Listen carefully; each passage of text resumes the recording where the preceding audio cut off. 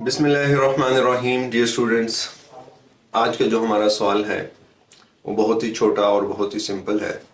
अगर मैं इस एक मॉक की बात करूं तो ये तीसरा सवाल है जो हम शायद सेल्स टैक्स से कर रहे हैं। तो आप इससे ये देख सकते हैं कि ये जो छोटे छोटे कंसेप्ट्स हैं, जो FA1 के लेवल के भी कंसेप्ट हैं, वो F3 का एग्जामिनर या FFA का एग्जामिनर भी किस तरह चेक करता है। तो चलते हैं आज के क्वेश्चन की तरफ। क्वेश्चन क्या है? Which two of the following are true? Which two of the following are true? Sales tax is collected on behalf of taxation authorities. Sales are included in the statement of profit and loss gross of the sale tax charge. Sale tax can be repaid to a business by the taxation authorities. Sale tax included in receivables net of sale tax charge. So we have 4 options and we have to select 2 of them. तो इस तरह का question आसान इसलिए भी होता है कि हमारे पास हमने आधी ऑप्शंस को एलिमिनेट करना है और आधी को सिलेक्ट करना है।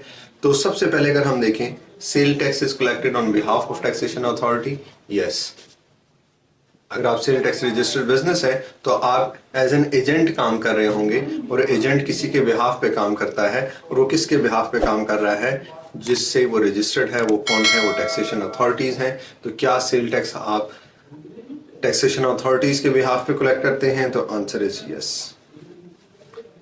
नंबर 2 पे जाते हैं। कहते हैं sales are included in the statement of profit and loss gross of sale tax. कहता है जी जो सेल्स रिकॉर्ड की जाती हैं प्रॉफिट एंड लॉस में, वो ग्रॉस अमाउंट रिकॉर्ड की जाती है। तो हमने बार बार ये बात की है, इससे पहले भी इस सीरीज में बात कर चुके हैं, बल्कि FA1 से ये बात करते आ रहे हैं कि सेल्स और ऑलवेज नेट ऑफ टैक्स।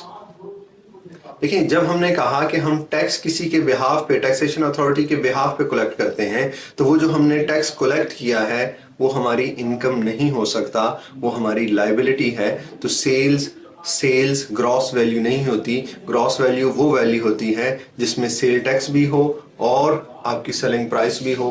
तो हमने कहा हमारी जो इनकम होगी वो हमारी प्राइस होगी, जो हमने टैक्स कलेक्ट किया है वो टैक्स हमारी लायबिलिटी होगी। तो sales are always recorded in statement of profit and loss as a net value. Sales हमेशा नेट वैल्यू होती हैं, इसको आपने हमेशा याद रखना है। तो थर्ड पॉइंट पे आ जाते हैं। थर्ड पॉइंट क्या कहता है? Sales tax can be repaid to a business by the taxation authorities. क्या सेल टैक्स जो है वो टैक्सेशन अथॉरिटी आपको रिफंड भी करती है? तो आंसर इज यस। रीपे किया जाता है, बिल्कुल किया जाता है। क्यों? क्योंकि आप सेल टैक्स रजिस्टर्ड बिजनेस हैं, आपने टैक्स नहीं देना, एंड कंज्यूमर ने टैक्स देना है। तो आपने अगर कोई भी टैक्स दिया हुआ है तो आपको क्या कर लेते हैं? वो आप रिक्लेम कर लेते हैं फ्रॉम द टैक्सेशन अथॉरिटीज। तो इसका मतलब क्या हुआ कि आपका ये ऑप्शन भी, थर्ड ऑप्शन भी ठीक है। हमारी 2 ऑप्शंस निकल गए हैं, बट हम लास्ट ऑप्शन को भी देखते हैं कि शायद उसमें क्या दिया हो। Sale tax included in receivables net. कहते हैं जो आपने पैसे रिसीव करने हैं, रिसीवेबल्स से क्या आप नेट रिसीव करेंगे? तो आंसर इज नो। रिसीवेबल से जो हम पैसा रिसीव कर रहे होते हैं, जो हमने अमाउंट रिसीव करनी होती है, वो ग्रॉस अमाउंट होती है। अगर जो हमने सेकंड ऑप्शन देखी थी, सेल्स की जगह रिसीवेबल होता और रिसीवेबल की जगह सेल होता, तो ये दोनों ऑप्शंस भी ठीक होनी थी।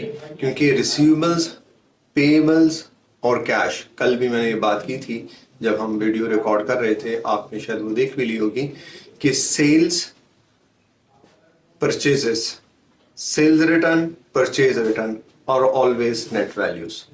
Receivables, payables and cash are always gross value. Gross value inclusive of tax, जिसमें टैक्स भी शामिल होता है। तो कहते हैं रिसीवेबल्स नेट ऑफ टैक्स होते हैं, तो आंसर है नो। रिसीवेबल्स ग्रॉस वैल्यू होती हैं, सेल्स नेट वैल्यू होती हैं। तो आपको उम्मीद है कि हमने ये चारों ऑप्शंस भी डिस्कस कर ली और आपका एक दफ़ा इसी एक मॉक सीरीज में ये तीसरी दफ़ा हमारा सेल टैक्स भी रिवाइज हो गया है। तो उम्मीद है कि इस वीडियो के बाद और इस सीरीज के बाद आप जो पेपर देने जा रहे हैं, आपका पेपर बहुत बेहतरीन होगा। दुआओं की दरख्वास्त। अगर फिर भी आपको कोई इशू हो FFA में तो आप बिल्कुल रब्ता कर सकते हैं। अस्सलामु अलैकुम वरहमतुल्लाहि वबरकातुहू।